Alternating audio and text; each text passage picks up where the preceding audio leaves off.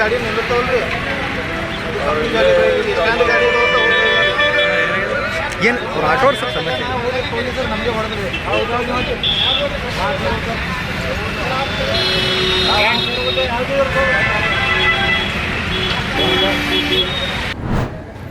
ಮೊಟ್ಟ ಮೊದಲನೇದಾಗಿ ಎಲ್ಲರಿಗೂ ಭೀಮ ವಂದನೆಗಳು.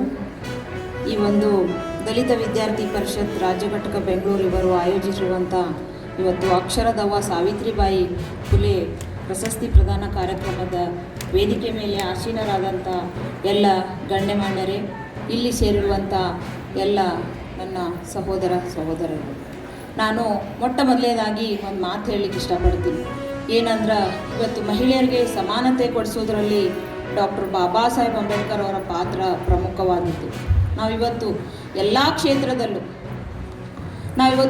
ಕ್ಷೇತ್ರದಲ್ಲೂ ರಾಜಕೀಯ ಇರಲಿ, ಆರ್ಥಿಕ, ಎಲ್ಲ ಕ್ಷೇತ್ರದಲ್ಲಿ ಇವತ್ತು ನಾವು ಮುಂದದೀವಂದ್ರೆ ನಮಗೆ ಡಾಕ್ಟರ್ ಬಾಬಾ ಸಾಹೇಬ್ ಅಂಬೇಡ್ಕರ್ ಅವರು ಒಂದು ಏನು ಸಮಾನತೆ ಕೊಟ್ಟಾರ, ಅದ್ರ ಮೇಲೆ ಅವೆಲ್ಲ ಮುಂದೆ ಹೊಂಟಿವಂತ ಈ ಒಂದು ಸಂದರ್ಭದಲ್ಲಿ ಹೇಳಲಿಕ್ಕೆ ಇಷ್ಟಪಡ್ತೀನಿ.